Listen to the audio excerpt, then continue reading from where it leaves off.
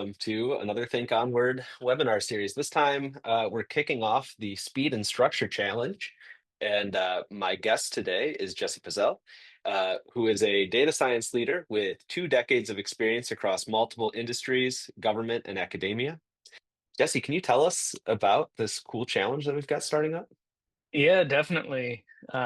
So this is a cool one, but I'm 100% biased on that. So this is a geophysics-based challenge. It's called Speed and Structure, and today I'm going to be walking everybody through a little bit about it. This is the Speed and Structure Challenge launch, and we will go ahead and just jump right into this. So as I mentioned, we'll talk a little bit about the challenge overview to begin with, talk a little bit about what is seismic data, what does the data set look like, share some information about where to find the starter notebook so you can kind of get up and running with things. We'll talk a little bit about some different approaches and then some different ways to get started. That we will go ahead and start talking about the challenge overview, a little bit of the rules of the road for speed and structure. So ultimately, at the end of the day, the challenge data is seismic survey shot records and paired velocity models. For those of you that don't have a geophysics background, you're probably going, that's just kind of a bunch of big word salad in there. We'll talk a little bit more here in coming slides about what is a shot record and what is a velocity model, and how are these two things kind of interrelated. So we'll get to that in a little bit. Talk a little more about the data, all the goodies that we're giving you. But for right now, we'll talk a little bit about the evaluation criteria. How are we going to score how well you do, how well your model does? So for your evaluation criteria for the public leaderboard, or what we call the predictive leaderboard, we're using the mean absolute percentage error on the test data set. And so that's what goes into the leaderboard that you all see. And then if you are selected for final submissions when this challenge ends in August, so this runs for about 2.5 months or so. I think it's 86 days, right around there. If you're selected for final submissions, your model, basically 90% of your score is on the mean absolute percentage error on the holdout data set that you and your model never get to see. And then the other 10% of your final score is on documentation. So if you have a great model, great performance, but you provide absolutely no documentation, that's really tough to start off with just basically a 90 out of 100 for your final score, if you want to go on a like 0 to 100% score. So remember, documentation is great. It is so easy to build documentation and code comments now using things like tools like Cursor and your language model of your choice. So 10 out of 10 recommend documentation, document, so we can understand what you did and how you did it. All right, let's talk about prize. So the prize is the best part. This is why we're all here. So the prize is $30,000 for the top 3 on the holdout data set. And then we have 2 honorable mentions for innovative approaches, documentation. So, maybe you did okay, and we looked through your final submission, and we're like, wow, this is amazing documentation. You have figures, you have doc strings, you've got all the goodies that a well-documented submission should have. That's an honorable mention. And I think for this one, it's $1,000. So $1,000 US. So that's a pretty good honorable mention. All right. So if I haven't motivated you to join the challenge yet, let's talk a little bit more about data and get you motivated to move into the challenge, get signed up for it. I'll go ahead and start by talking about what is a seismic shot record. Ultimately, we're just trying to tune into the sounds of the earth to an extent. So a seismic shot record effectively captures the sounds of the earth after an energy source is triggered. So on the right-hand side here, we have what I would call a hypothetical shot source here in the middle. So what we're doing is we have some kind of a energy source. This is either a fiber-sized truck, or in marine seismic, it's an air gun that shoots sound waves down into the water column. On land seismic, it's maybe dynamite or a truck that just shakes the ground. And so ultimately, this shot here is sending these sound, basically sound waves down into the earth, and they come down here. And so here we have an interface between, say this is our first medium and this is our second medium. We have an interface here, and when the sound wave comes down, some of it is bounced back up. And so that sound is bounced back up, and we have all of these receivers or detectors at the surface. So they're either being towed behind our boat, or they're geophones on the ground. And so we're effectively at each one of these receivers here on the surface, we have a record or a time series of the noise, basically that sound wave that we've shot down into the earth and has come back up. So these receivers are basically just listening to the ground. It's kind of cool what they do. And so you can think of this as like, if we visualize, if we have each one of these receivers as a time series, and if we say that like time goes down, increases that direction. So if that's time increasing, maybe at this receiver we have nothing, and then all of a sudden we hear our reflection coming from our central shot. And if we go over to this one, maybe we've got something similar, but because we're closer, the waves got here a little bit sooner than they did with this one. Now, this is a gross oversimplification of how things work, but this is kind of the general idea, is that things that are closer, the waves have to travel a shorter distance. And so you'll see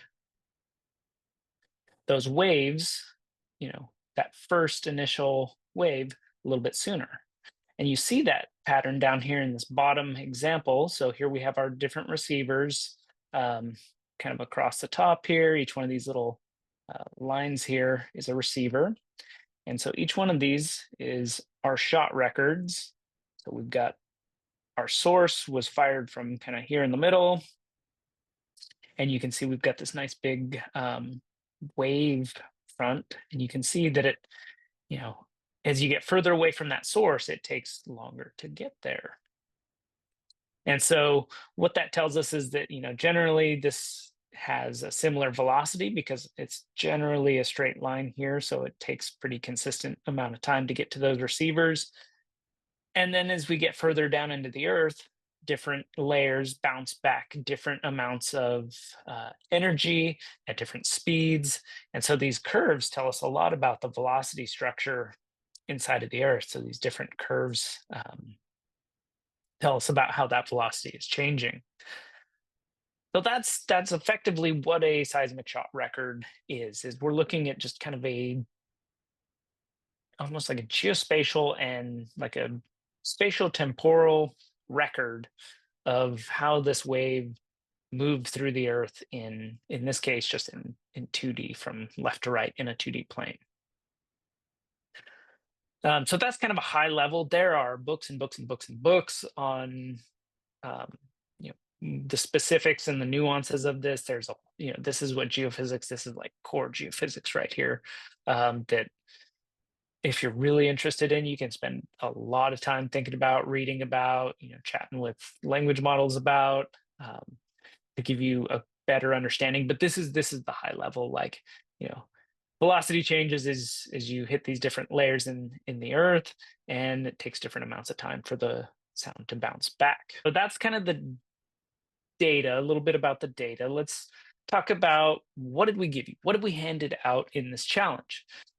So with this data, this is fuel for your model, giving you a bunch of training data and then a bunch of test data.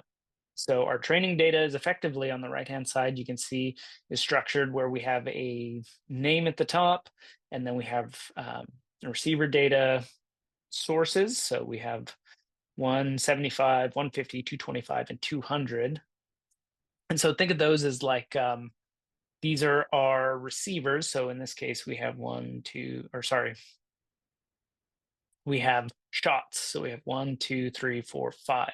So those are our shots. So in this case, this would be like our midpoint central shot, and this would be an end shot.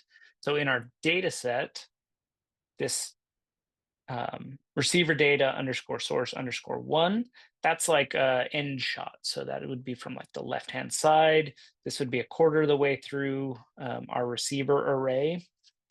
The 150 would be halfway through our receiver array, 3/4, and then another end shot on the far, call it right-hand side. These are our different shots, and they're recorded at all of our different receivers along the way. One of our input feature files for our receivers, so these 5 different shots, they're effectively, think of them as they're recorded as 1 second long records. So we fire our energy source into the ground, and then we can count to 1/1000, and that's our entire record. So that's the amount of time that our receivers listened for.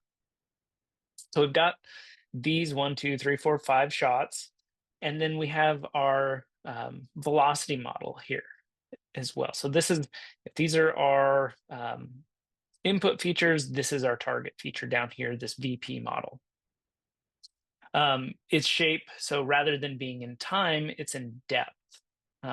So if our shot records are coming through in, we're counting to 1/1000, and that's what we recorded, our VP, our velocity model, is in depth units. So rather than seconds, it's in maybe meters or kilometers. In this case, it's just arbitrary, quote unquote, depth units of shape 1,259.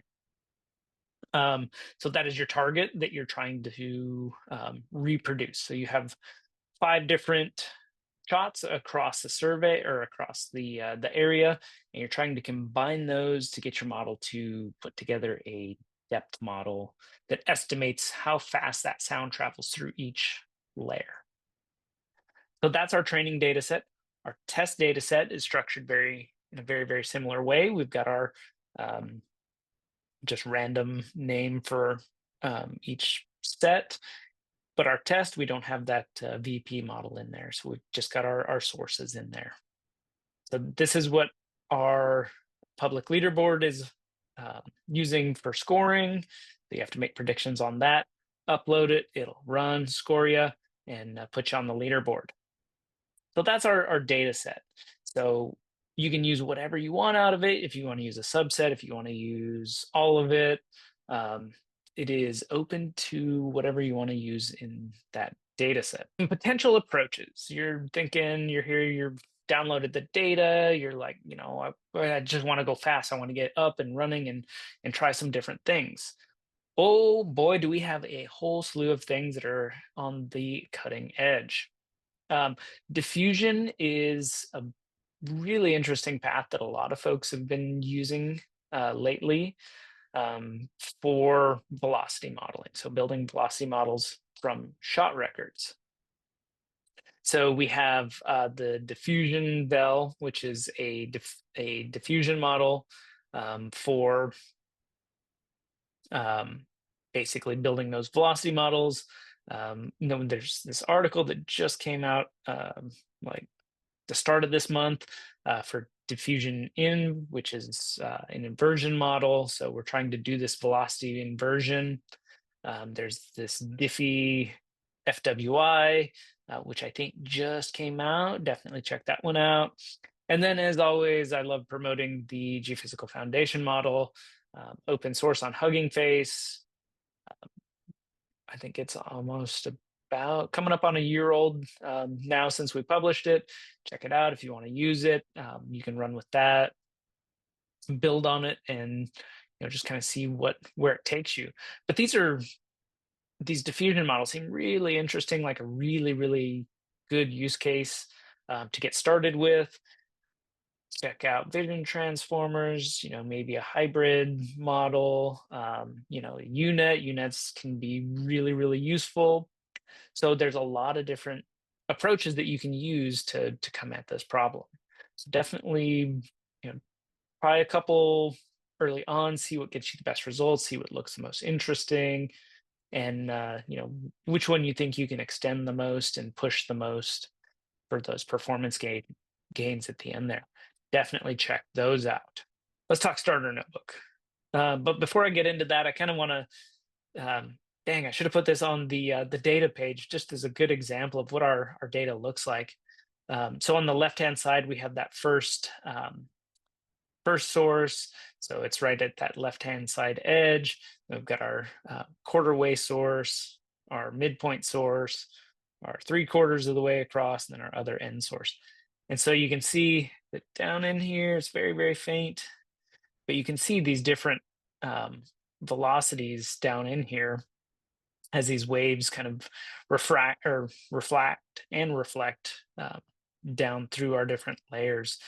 And so these would be our different effectively that we're running through this model on the right-hand side. So these are our input, 0, 1, 2, 3, 4. And then this is our target, is this velocity model. So, you can see some things in this velocity model. You can see there's kind of this fault on the right-hand side. There's a couple of faults down in the, like just right of center here, one kind of over on the left-hand side here. So there's a lot of very subtle things in this model. There's some of these velocity models have big blobs of salt in them that kind of throw things off a little bit. They'll be fun for you to work on. And one of the things to keep in mind too is like, if you want to do a sanity check on your model, is like just make sure that your velocities generally increase as you go deeper. As you get larger amounts of lithostatic pressure on your rocks, they compact more, which means that sound waves travel faster through them. So kind of keep that in mind. Salt's kind of a weird thing. It kind of defies that idea a bit because salt is doesn't compress, so it's kind of as much. So it's kind of weird. So you might get like increasing, and then you'll see a salt blob down here, and it's a slower velocity down here, in maybe a faster area. But that's kind of a general sanity check. If you want to get up and running with this notebook, for the starter notebook, definitely you can run it on Colab. You can grab it straight off of GitHub. We've got the challenge page where you can download it. I think it's under the data tab. You can download it there.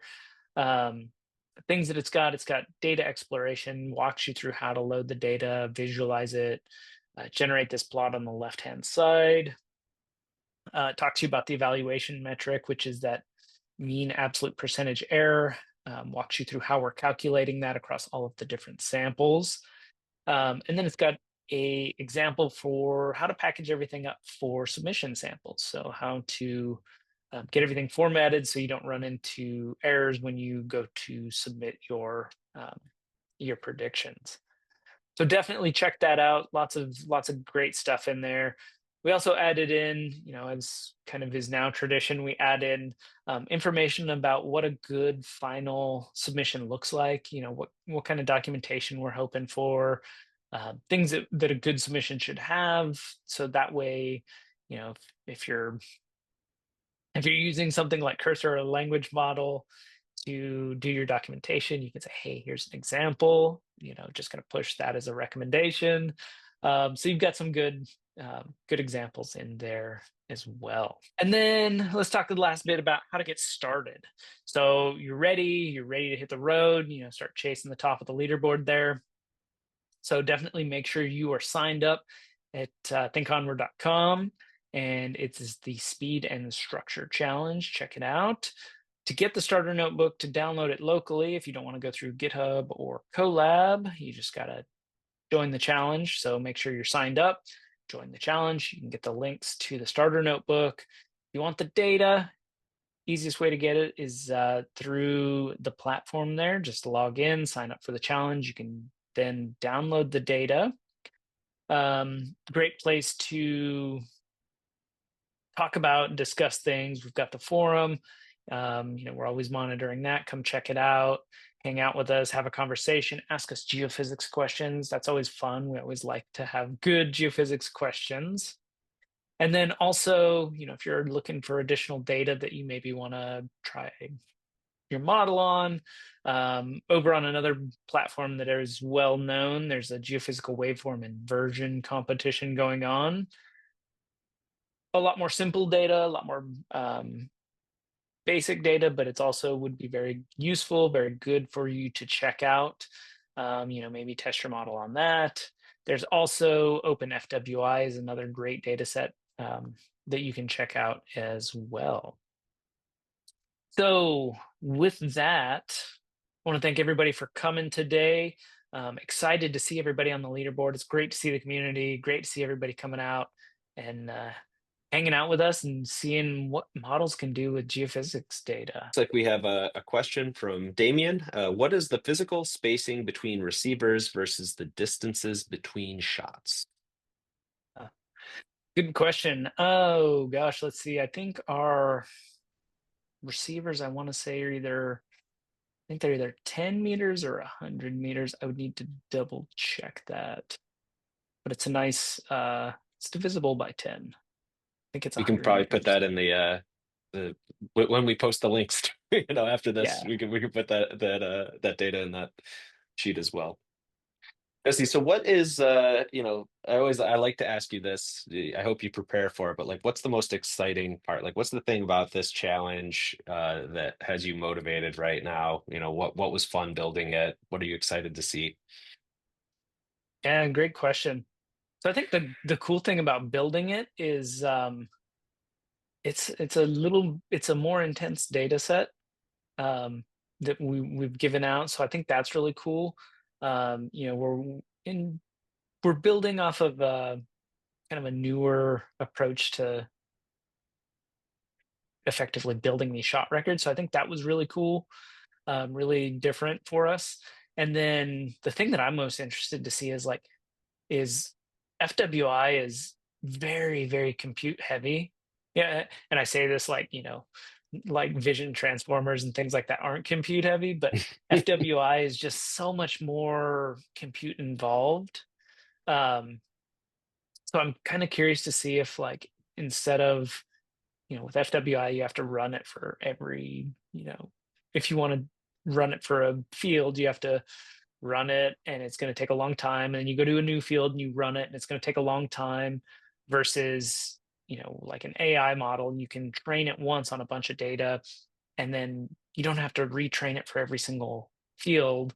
Maybe you can do some fine tuning or, you know, tweaking on it, but you don't have to start from kind of scratch every single time. So it looks like it would be a much more effective, less resource intensive way to get at what is the velocity model of the Earth underneath us, rather than having to do that full waveform inversion.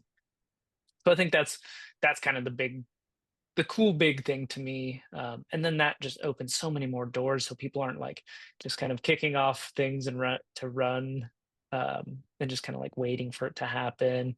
So I think it'll be an accuracy and a speed bonus for a lot of folks. Interesting. Another question from Damien. Looking at the prediction leaderboard, so far nobody has beaten the random submission you provided, aka the starter notebook baseline. Is that correct? Yeah, so I think we got a lot of folks that we've had a few folks that have thrown the sample submission back up in there just to make sure that their uploads are working, and I have not seen anybody um, above that yet. We're like what, just a week out since launch, so I'm fingers crossed. We got a lot of people that have models in training. So an anonymous attendee had a follow-up question. Is the starter notebook score from a trained model or is it just random? That one came from a trained model.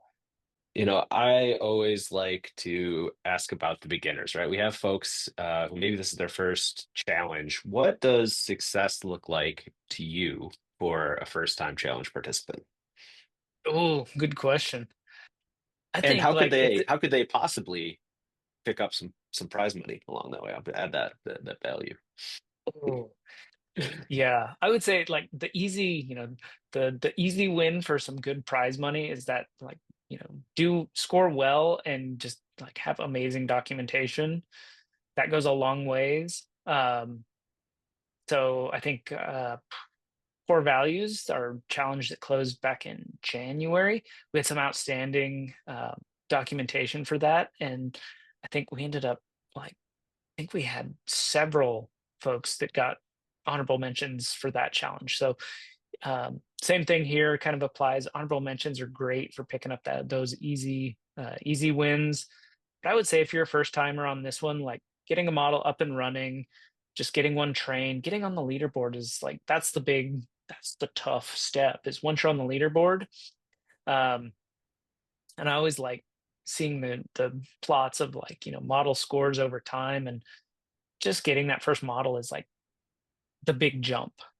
And then the next model's about half the size, and then the next model's a half of that, and then half of that. So it like slowly asymptotically reaches that that best score that people are getting to. So just getting on the board is the big step. As a beginner, I think that getting to that point is key.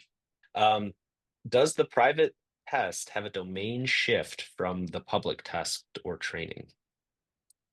So they are from the same distribution. So the holdout data set, the private data set, comes from the same distribution as the public data set. Good Okay. question. Can we have the model script? What resources did you use to train it? Oh, that's a good question. So the code for the model is private, but we can tell you a little bit more. I think it was a couple days on a like an AWS. I want to say like a 2XL would be my guess. I think is what it ran on for a couple of days. Um, also add in kind of a pointer towards the Think Onward Geophysical Foundation model. Might be an interesting place for folks to start with in that regard. All right, excellent. For someone who has no idea about geophysics, what advice would you give them to start this competition? And do you think it's possible for them to compete? Oof. Yeah. I would say like the best thing is just to understand, and I say this like, oh, you just have to understand geophysics, but honestly, like at the end of the day, just basic um basic understanding of like what a shot record is and how velocities change for different receivers, I think goes a long ways. Um, there's so many different aspects of geophysics that I think that just like data collection, that portion of it, and understanding that goes a long ways. And then just visualizing it. Like if you just pull out a single receiver trace and just look at it and say, okay, a single shot record from a single receiver, what does this time series look like? And then go to the next one. I think that goes a long ways. You could treat it as a vision problem. You can treat it as you could even treat it kind of as a time series if you want. So I think that is the advantage that a non-geophysicist has, is that they don't have as a non-geophysicist, you don't have those preconceived, oh, I have to do it this way, and then I have to do this processing, and then I have to do this. You can leapfrog to, well, none of this makes sense. Let's just jump to this thing that works. So I think that not being a geophysicist is kind of an advantage in some regards. Yeah, I would second that. My experience in innovation is oftentimes it's taking a known solution from one domain and applying it to another domain that hasn't really experienced it or seen it before or realized that that's the answer to the problem you're trying to solve. So I would highly encourage you to bring your ideas and concepts from your lived experience into any challenge. And from someone not used to working with seismic, the first strong V-shaped signature is coming from the seabed reflection, question mark. Why are the direct signals, shortest way from source to receiver, not visible? Yeah, so for that, basically that kind of like upside down V that you see, that is the seabed. And in this case, because it is synthetic data, we don't have those direct waves coming through. So we don't have that direct shot image, or sorry, that direct wave from the shot to the receivers across the surface. Elaborate a bit on how the training data was generated. Perhaps ray tracing? Question mark. It wasn't ray tracing, but that would actually be an interesting approach to see how that would, if something along those lines would work for that inverse problem. Um, yeah, so think of the training data as it's more of a finite difference type approach that was used to generate uh, the training data. But ray tracing would be kind of interesting to see what if that would be an interesting solution to go for that inverse from shot records back to velocity. Something to think about. Is it a concern that there are only around 150 samples in the test set, which may be too low to have a stable score? Ooh, we kind of debated about this. Ultimately, we think it's an acceptable number, and then it's also kind of the trade-off of like your sample submission is going to be about 400 megabytes for 150, or sorry, not your sample submission. Your submission to the predictive leaderboard for 150 samples is going to be like 400 megabytes. If we went up significantly, that would mean that you'd be uploading almost a gig every time you wanted to make a submission, which is just a lot of bandwidth up and down for you. So we think that that's a pretty reasonable amount for the 150 samples. So it sounds like there's some newcomers on the webinar right now, and we've seen folks over time, and especially from outside the geophysics domain, both win these things and improve their submissions over time. Jesse, can you tell us a little bit about that? You know, as someone who's been involved in these challenges for multiple years now, like what maybe share a story and inspire our audience. Yeah, definitely. So I always love it. Like we've got so many cool challenges that we've run over the years.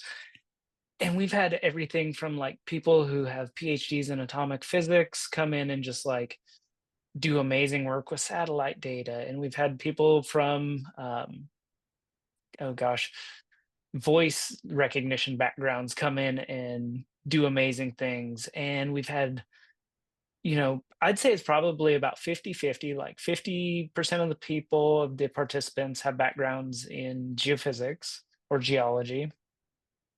And then we've got a good chunk of people that come in and have no background in like seismic and just show up and do amazing. We had, I don't know if anybody remembers the Spot the Trend challenge that we ran last summer, kind of late spring, early summer. And we had one of our winners for that had a background in video streaming. They looked at the problem, they looked at the data and went, wow, this looks just like a video streaming problem, like a congestion problem, and used algorithms that they had from that space in their background in video streaming and applied it to well production forecasting and like crushed it. So it doesn't matter your background, as long as you look at it and go, well, this kind of looks like something I've seen or might be analogous. That's a great way to come at the problem. If the concern is size of the array, one could take an approach where they don't calculate or ask the whole array, but only particular numbers, like only odd or even, an example which would lower the size by a fraction of 4. So for the same bandwidth, you can have 4 times the samples. The comp is still early, so test set maybe could be modified without much problem for people already working on the challenge. So there's more of a suggestion than a comment, but feel free to Yeah, react. that's a great point. That's definitely something we'll think about and take back to the team and see what they're thinking about. As you noted, we are early enough on that we can still kind of change things a little bit. Excited by the energy in this webinar, and I hope it bodes well for the level of competition we have. And I hope that everyone who attended learned something and will learn something during the competition as well. So thank you all for your attendance. Thank you, Jesse, for giving us your expert knowledge, and we look forward to seeing the outcomes. Cheers.